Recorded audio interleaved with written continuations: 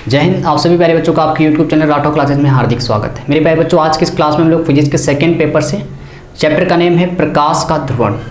इस चैप्टर से आप एक बहुत ही इंपॉर्टेंट प्रूविंग आज हम लोग करने वाले हैं। वो आपके बोर्ड पेपर के लिए सबसे ज़्यादा उपयोगी है। चलिए जल्दी से समझ लेते हैं वो प्रूविंग क्या है। आज क्वेश्चन देखिए क्या लिखा हुआ है कि प्रकाश की एक किरण n अपवर्तनांक के किसी माध्यम पर ध्रुवण कोण IP पर आपतित है। n तथा IP में संबंध स्थापित करना है, या फिर हम लोग इसको ऐसे कर सकते हैं कि सिद्ध कीजिए कि अपवर्तित तथा परावर्तित ध्रुवित प्रकाश किरणें आपस में परस्पर लंबवत होती हैं। अपवर्तित प्लस परावर्तित किरणें, अपवर्तित तथा परावर्तित ध्रुवित प्रकाश किरणें, मतलब अगर इसको लोग शॉर्ट भाषा में कहें जो आप लोगों ने अधिकतर देख रखा है, वो देख रखा है कि IP प्लस R बराबर 90। आज हम लोग इस रिजल्ट को सिद्ध करने वाले हैं बेहद ही आसान तरीके से और बहुत ही शॉर्ट में। आप देखेंगे इसका रिजल्ट कैसे सिद्ध किया जा सकता है। तो चलिए स्टार्ट करते हैं आज की क्लास। सबसे पहले आप लोग जानते हैं, इसमें आप लोगों ने इस चैप्टर में एक पढ़ा होगा बूस्टर का नियम। और बूस्टर का नियम आपने क्या पढ़ा है, जरा उसको देखिए। बूस्टर का नियम आपने मेरे प्यारे बच्चों पढ़ा होगा, यदि नहीं भी पढ़ा है तो कोई दिक्कत नहीं। बूस्टर का नियम आपने पढ़ा है n बराबर 10 IP। n बराबर 10 IP आपने पढ़ा है, जहाँ पे n को कहा जाता है अपवर्तनांक, IP को कहा जाता है ध्रुवण कोण। n बराबर 10 IP आपने इतना पढ़ा है, जहाँ पे n अपवर्तनांक है। यदि आप इसका फिगर देखें तो यहाँ पे बताया गया था, जैसे मान लीजिए कोई दो मीडियम है, पहले ऊपर कोई मीडियम है, नीचे कोई मीडियम है। यहाँ से एक प्रकाश की किरण आ रही, यहाँ पर एक प्रकाश किरण आ रही है। और कैसी आ रही प्रकाश की किरण? आपतित ध्रुवित अध्रुवित प्रकाश आ रहा है, मतलब उसके वेक्टर के जो कंपन है वो चारों डायरेक्शन में। अध्रुवित प्रकाश यहाँ से ऐसे आ रहा है। अध्रुवित प्रकाश वो प्रकाश होता है जिसमें वैद्युत वेक्टर के कंपन सभी डायरेक्शन में होते हैं। जो आप देखो इसमें जो कंपन है वो सारे डायरेक्शन में, उसको कह रहे हैं हम लोग कैसा? अध्रुवित प्रकाश। और जैसे ये पड़ता है यहाँ से अपने इस मीडियम को चेंज करके किसी दूसरे मीडियम में जाएगा तो पूर्णतः कैसा हो जाता है? समतल ध्रुवित हो जाता है। मान लेते हैं जो नीचे वाला मीडियम है वो कैसा है? सघन है। ठीक है, तो क्या होगा यहाँ से क्या होगा कि ये थोड़ा सा अपने अभिलंब के पास आएगी, और क्योंकि परावर्तन की भी यहाँ से घटना होगी, परावर्तन अपवर्तन दोनों की यहाँ से घटना है। तो जो प्रकाश आया था, कैसा प्रकाश आया था? अध्रुवित प्रकाश। अब वो पूर्णतः समतल ध्रुवित हो जाता है, मतलब उसके एक वेक्टर यहाँ से कंपन करके निकलेगा, वो चारों डायरेक्शन में उसके कंपन नहीं होंगे। तो आप देखेंगे वो कुछ इस डायरेक्शन से जाएगा, कुछ इस डायरेक्शन से, कि इसका एक कंपन इस तरह हो जाता है, यहाँ से पूर्णतः समतल ध्रुवित हो जाता है। मतलब उसमें एक ही वेक्टर बचेगा, वो चारों वेक्टर कंपन नहीं होते हैं, मतलब चारों डायरेक्शन में उसके कंपन नहीं होते हैं। इसको कहते हैं पूर्णतः समतल ध्रुवित हो जाना। अब इस एंगल को मान लेते हैं IP, क्योंकि ये प्रकाश अपवर्तन की घटना है। और आपने पढ़ा है कि आपतित कोण है, अपवर्तन कोण और परावर्तन कोण आपस में सदैव बराबर होते हैं। अगर यहाँ से आप कह रहे हैं ये IP, तो इधर वाला एंगल भी कितना होगा? IP होगा। ये एंगल मान लेते हैं कि R है, ये वाला नीचे वाला एंगल कितना मान लेते हैं? R। फिर से एक बार अच्छे तरह से समझिए फिगर को, कि समझिएगा ध्यान से। ठीक है, चलिए इसको थोड़ा सा मैं पास, आपको शायद स्पष्ट ना दिखाई दे रहा हूँ। ठीक है, थोड़ा सा इसको ऐसे कर देते हैं। तो यहाँ से आप देखें इस एंगल को मान लेते हैं R, और ये पूर्णतः समतल ध्रुवित। समतल ध्रुवित का अभी मैंने आपको अर्थ बताया है कि केवल कंपन एक दिशा में हो, उसको कहते हैं क्या? समतल ध्रुवित हो जाना, समतल ध्रुवित प्रकाश। ठीक है, अब आप देख रहे हो यहाँ पे IP और यहाँ पर भी IP कैसा है, इस बात को आप समझिए। चीजें आप रटेंगे तो कठिन लगेंगे। क्यों IP वहाँ पे लिख दिया गया है? आपने पढ़ा है परावर्तन का नियम इस तरह पढ़ा है कि जितने एंगल पर प्रकाश की किरण आती है इसको आप कहते थे I और इसको कहते थे R, और आप लिखते थे कि एंगल I बराबर होता है R के। इसका मतलब क्या है? अगर ये एंगल 30 है तो इधर वाला भी कितना रहा होगा? 30। तो आप कह रहे हो यहाँ पे ये परावर्तन की घटना हो रही, तो IP अगर इसको कहा गया है तो ये भी कितना होगा? IP होगा। इस एंगल को क्या कहा गया? R। जहाँ पे IP जो है इसको कहते हैं हम लोग क्या? ध्रुवण कोण। IP को नाम किस नाम से जाना जाता है? ध्रुवण कोण के नाम से जाना जाता है। अब आपसे क्या कहा जा रहा है? देखिए ये परावर्तन की घटना है, तो जो प्रकाश की किरण ये जा रही है इसको हम लोग कहेंगे परावर्तित ध्रुवित प्रकाश, परावर्तित ध्रुवित प्रकाश। और ये अपवर्तन की घटना है, क्योंकि नीचे प्रकाश की किरण गई एक माध्यम से दूसरे माध्यम में गई। परावर्तन के नाम से ही इसका नाम पड़ा है, परावर्तन के नाम से इसका नाम पड़ा है अपवर्तित, और क्या है? ध्रुवित प्रकाश, अपवर्तित ध्रुवित प्रकाश। अब आपको सिद्ध क्या करना है, जरा इस बात को देखो।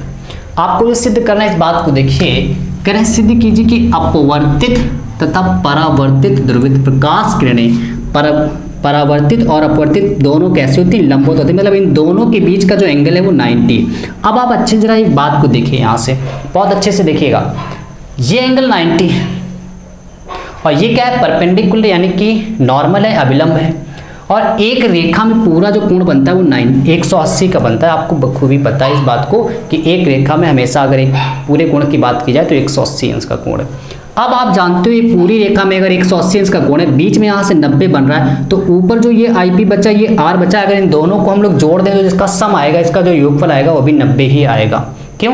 क्योंकि 90 यहाँ पर हो चुका, ऊपर जितना कोण बना है नीचे बना। आप ये मत सोचो कि ऊपर 45 है नीचे भी 45 है, ऐसा नहीं हो सकता है। ऊपर अगर 60 का है तो नीचे ये वाला पता है कितने 30 का होगा, क्योंकि 90 हो जाएगा। ठीक है, तो ऊपर इन दोनों को मिलाने पर 90 और ये 90 टोटल हो जाएगा 180। यानी कि अगर हमें ये सिद्ध करना है, अगर हमें ये सिद्ध करना है कि अपवर्तित कण तथा परावर्तित कण तथा अपवर्तित कण दोनों आपस में परपेंडिकुलर है, लंबवत है, इसका मतलब अगर हम लोग ये दिखा दें कि IP और R का जो सम है, वो योग है, वो 90 है, इसका तुरंत इससे सिद्ध हो जाएगा कि अपवर्तित कण और परावर्तित कण कैसे लंबवत हैं। चलिए, हमारा पूरा टारगेट इस सवाल में है कि हम लोग सिद्ध करने वाले हैं कि IP प्लस R बराबर कितना 90। तुरंत यहाँ से सिद्ध हो जाएगा कि दोनों प्रकाश किरणें कैसे होती, लंबवत होती। अब इसको सिद्ध कैसे किया जाए, मेन बात तो यहाँ पर ये है कि इसको सिद्ध कैसे किया जाए। चलिए इस बात को देखिए यहाँ से। अभी मैंने आपको पढ़ाया कि बूस्टर का नियम ये है। आप जिन बच्चों ने नहीं पढ़ा कोई दिक्कत नहीं, आपके सिलेबस से देखिए बूस्टर का नियम हट भी गया है। इस बार जो आपका बोर्ड एग्जाम है उसमें बूस्टर के नियम आपसे नहीं आएगा, लेकिन ये प्रूविंग पूछी जा सकती है आपसे। ठीक है, तो आपको इतना याद करना है कि बूस्टर के नियम n बराबर 10 IP है यहाँ से। और मेरे प्यारे बच्चों, आपने एक नियम पढ़ा है, स्नेल का नियम। स्नेल का नियम आपने पढ़ा है, वो क्या है, आपने पढ़ा है कि n बराबर होता है साइन I बटे साइन R।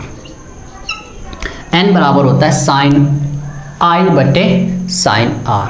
ठीक है, यहाँ पे आप इसको कांस्टेंट पढ़ते हैं, कांस्टेंट को n लिख दिया जाता है। अब आप देखो I होता है ऊपर वाले माध्यम में बना कोण, ऐसे बना था, वहाँ पे ये I था, इसके बाद ये गया था R था, तो I की जगह आज की डेट में क्या बन रहा है, वहाँ पे IP, तो I की जगह आप क्या लिख सकते हो, यहाँ पे IP। ये हो गया स्नेल का नियम, ये है स्नेल का नियम। अब आप देखें दोनों से ही किसकी वैल्यू को कैलकुलेट किया गया है। अगर आप बूस्टर का नियम लगाते हैं तो n बराबर 10 IP से वहाँ पे n की जो वैल्यू आ रही है वो क्या है, अपवर्तनांक जिसको कह रहे हैं हम लोग, वो n की वैल्यू जो भी निकल के आएगी, अगर हम लोग उसी n की वैल्यू को स्नेल के नियम से निकालें तो भी वही आनी चाहिए। यानी कि दोनों से निकाले गए n का मान दोनों में सेम है। यहाँ से हम ये कह सकते हैं कि इस मान, अगर समीकरण एक से देखिएगा, बहुत ही आसान शब्दों में प्रूविंग है, बस दो नियम लिखे आपने, देखिए प्रूविंग बस हो गई। समीकरण एक से n का मान 2 में रख दो, जैसे आप रखेंगे देखिए आंसर आ गया। n की वैल्यू यहाँ रखोगे तो 10 IP बराबर sine IP upon R, sine R। ठीक है, 10 को आप लिख सकते हैं साइन, 10 थीटा बराबर होता है साइन थीटा बटे कॉस थीटा, इतना सभी लोग जानते होंगे। 10 थीटा होता है साइन थीटा बटे कॉस थीटा, थीटा की जगह IP लिखा है तो आप IP लिखते हैं, साइन IP बटे साइन R। यहाँ से आप कह सकते हो साइन IP कट गया, ऊपर क्या बच रहा है, ऊपर 1 बचा है, नीचे कॉस IP, और यहाँ से आप कह सकते हो 1 साइन R बच रहा है। क्रॉस मल्टीप्लाई कराएंगे तो इधर आएगा साइन R बराबर कॉस IP।